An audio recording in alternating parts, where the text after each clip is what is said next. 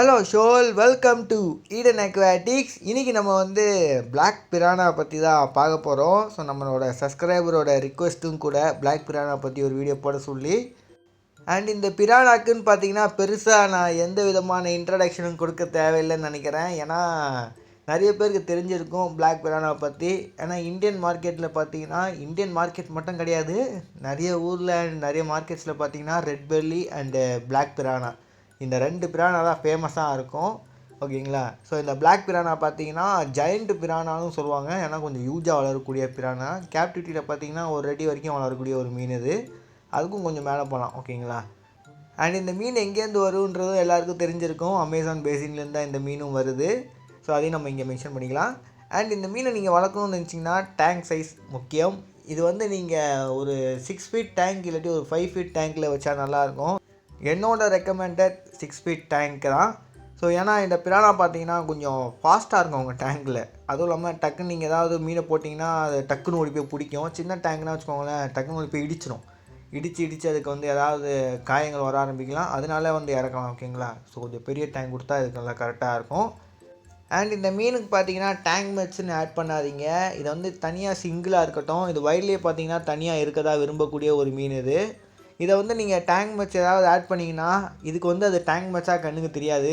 இதுக்கு என்ன தெரியும்னா அது ஒரு சாப்பாடாக தான் தெரியும். ஓகேங்களா. ஸோ அதனால் நீங்கள் சிங்கிளாக இருக்கிற மாதிரி வச்சுக்கோங்க இந்த மீனை.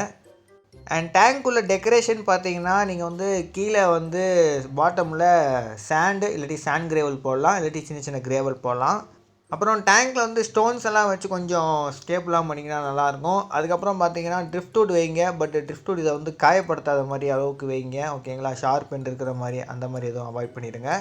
அதுக்கப்புறம் பிளான்ட்ஸ் பார்த்தீங்கன்னா அதையும் ஆட் பண்ணுங்கள். ஸோ அந்த மாதிரி விஷயங்கள்லாம் நீங்கள் டேங்க்கில் ஆட் பண்ணும்போது அதுக்கு வைல்டில் இருக்கிற மாதிரி அது இந்த மீனுக்கு ஒரு ஃபீல் கிடைக்கும். அப்போ பார்த்தீங்கன்னா அது ரொம்ப ஸ்ட்ரெஸ் இல்லாமல் இருக்கும். ஓகேங்களா. உங்கள் டேங்க்கில் இருக்கும்போது ஃபீடிங்னு பார்த்துக்கிட்டிங்கனாலே பக்கா காரணி இவர். ஸோ அதனால் நீங்கள் என்ன பண்ணுறீங்கன்னா சிக்கனு, ஆட்டு இறைச்சி, அதுக்கப்புறம் பார்த்தீங்கன்னா இந்த மீன், ஸோ மீனை கட் பண்ணி போடுங்க.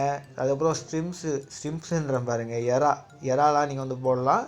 ஸோ அந்த மாதிரி ஃபுட்டெல்லாம் நீங்கள் ட்ரை பண்ணலாம். ஸோ ஒரு நாளைக்கு பார்த்தீங்கன்னா ஒரு தடவை இல்லாட்டி 2 தடவை ஃபீட் பண்ணுங்கள். 2 தடவைனா காலையில் கொஞ்சோண்டும் நைட்டு கொஞ்சோண்டும் ஃபீட் பண்ணுங்கள். ஓகேங்களா. அப்படி ஃபீட் பண்ணுங்கள். ஸோ இந்த மீனுக்கு ஹேண்டில் பண்ணும்போது பார்த்து ஹேண்டில் பண்ணுங்கள். அண்டு வாட்டரில் பார்த்தீங்கன்னா ஹை ஆக்சிஜனேட்டட் வாட்டராக இருக்கட்டும், அது மஸ்ட்டு. சரி, இந்த மீனை நீங்கள் வளர்க்கணும்னு நினச்சிங்கன்னா உங்களுக்கு வாட்டர் பெராமீட்டரும் தெரிஞ்சிருக்கணும்ல. ஸோ வாங்க அதையும் இன்றைக்கி பார்த்துடலாம். ஸோ முதல்ல பிஹெச் லெவல் பார்த்தீங்கன்னா 6.5லேருந்து 7.5க்குள்ளே மெயின்டைன் பண்ணுங்கள். அண்டு கொஞ்சம் இது மாட்ரேட் அக்ளைனாக இருக்கட்டும் வாட்ரு. டெம்பரேச்சர் பார்த்தீங்கன்னா 22 செல்சியஸ்லேருந்து 28 செல்சியஸ்க்குள்ளே மெயின்டைன் பண்ணுங்கள். உங்களால் 26, 25 அதுக்குள்ளே வைக்க முடிஞ்சால் ரொம்ப நல்லாயிருக்கும். அண்ட் அதுக்கப்புறம் பார்த்தீங்கன்னா வாட்டரோட டிடிஎஸ் லெவல் பார்த்தீங்கன்னா என்னோடய ஒப்பீனியன் தான் 50 ppmலேருந்து 200 ppmக்குள்ளே மெயின்டைன் பண்ணுங்கள். இந்த வீடியோவில் இருக்க டிடிஎஸ் லெவல் மட்டும் என்னோடய ஒப்பீனியன் இல்லை, எல்லாமே என்னோடய ஒப்பீனியன் தான் சொல்லப்போனால்.